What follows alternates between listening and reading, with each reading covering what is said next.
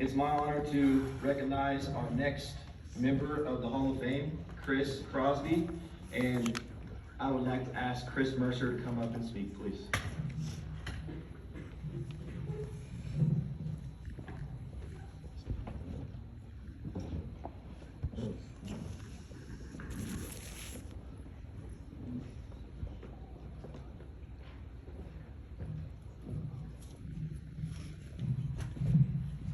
I've coached 26 years, but it'll still be Coach Crosby to me.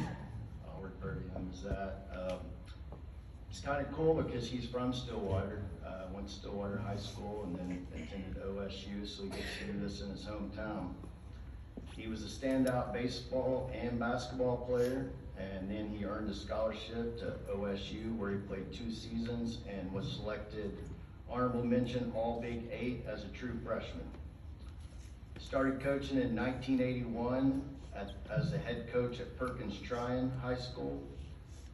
Then he went to East Tennessee State University and Oklahoma City University as an assistant.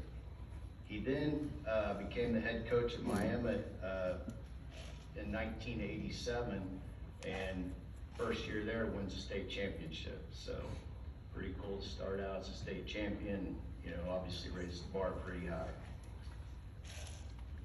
He went on at the time to state runner-up 1990, that was my senior year, and then state semifinals 1992, and made 4 appearances, and then went to Moore High School where he spent 8 years and also 4 trips to the state tournament.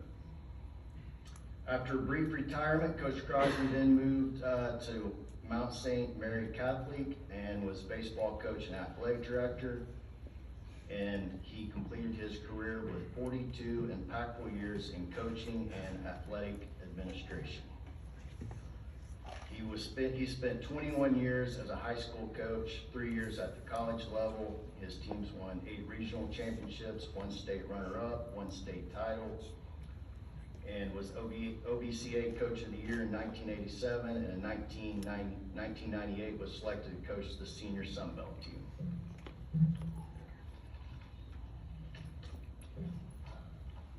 Okay, I personally nominated Coach Crosby, obviously for all of his accolades, but he made me want to be him. I wanted to get into coaching because I played for Coach Crosby. And I understand because I've done it as well. I've attended all the clinics, and I know you guys all are here to, you'll go over hitting philosophies, fundamentals, all that, those things. But the one thing that a lot of people don't talk about is building relationships.